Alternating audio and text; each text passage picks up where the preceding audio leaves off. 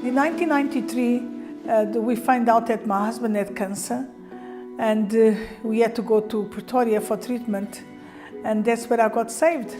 And I didn't know what to do, and I prayed and asked him. I said to him, okay, I'll do what you want me to do if you send people in my life to help me, to teach me, to equip me, because I didn't know what to do. And he did.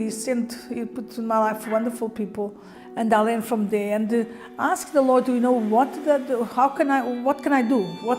And one of the things the Lord showed me that was to start with the children. He says, start with the children, the parents will come.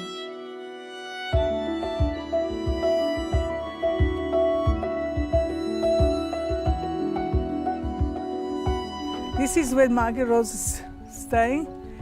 She cooked here for the children for over a year.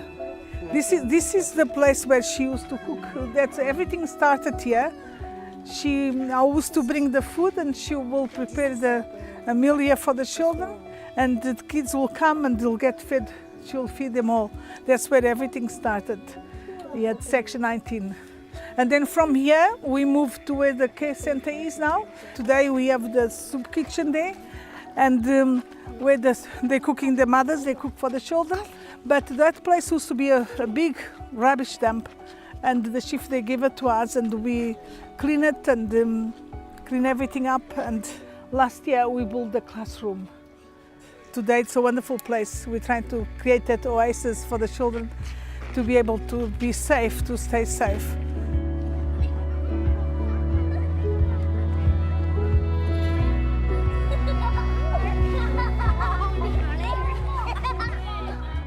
At the moment, we have 9 care centers, and where we feed altogether around 2,000 children. I think for now it's a little bit more, but 2,000 children we feed every day. We have in this center, we have around 150, between 150 and 170 children here also.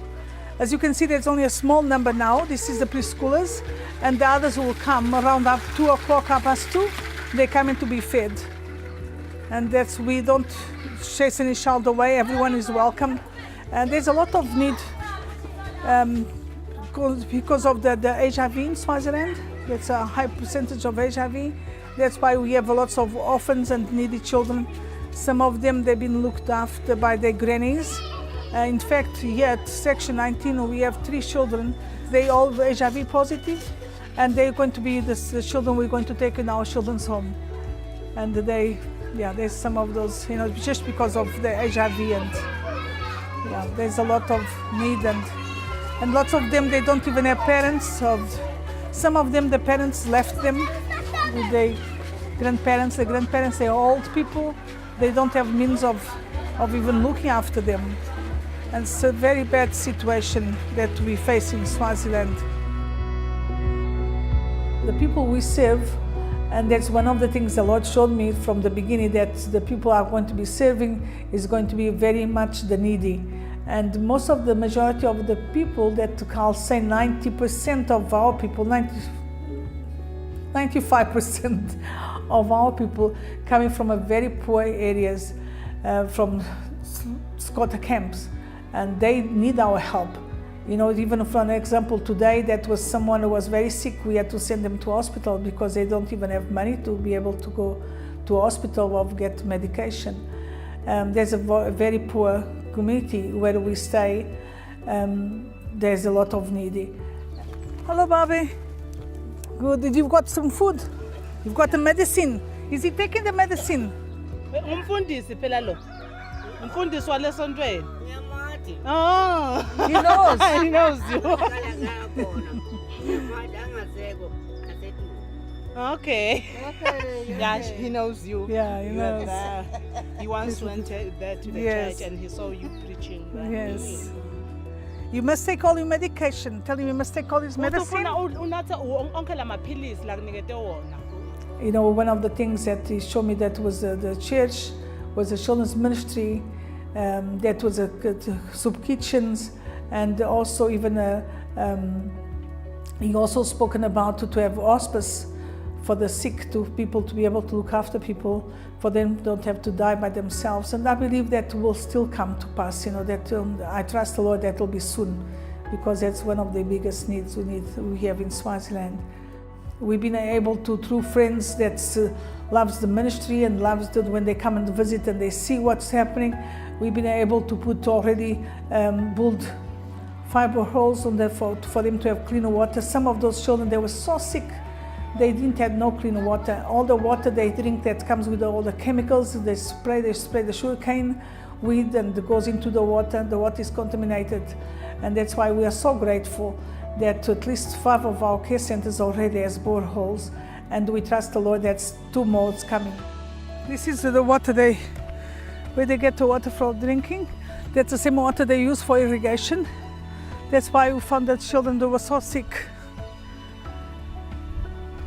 because that's what they're drinking, that's what they use for cooking, for washing, everything. That's why they have a lot of rash, allergies and things like that.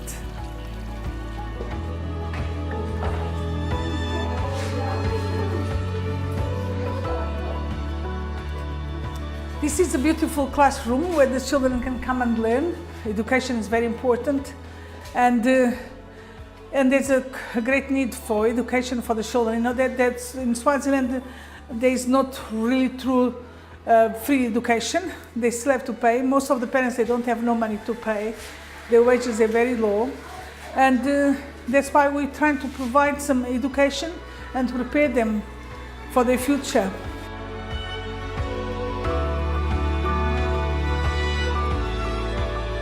This is one of our brand new classrooms. As you can see, we're still busy.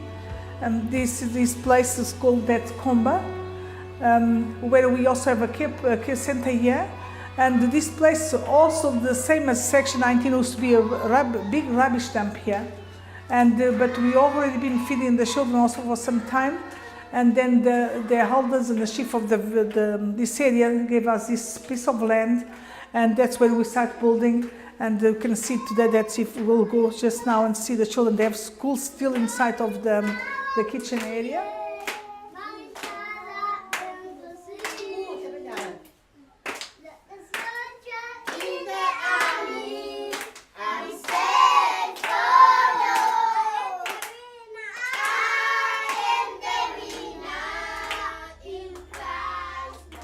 Like I said, there's a limit in everything we can do, and we are grateful for friends and who loves the ministry and that care for us to be able to help us to feed all those children. And I'm so grateful for the friends. Even our church in Joburg also helps me, and some friends that help have the love for the ministry. And they've been helping us so much they help us to build classrooms, they help us to provide for the children.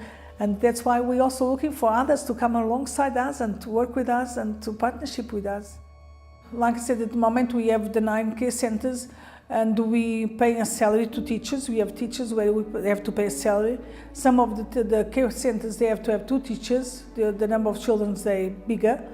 And at the moment, including that's with the food and the teacher's salary, all the things they need, the children need, because we don't charge them anything.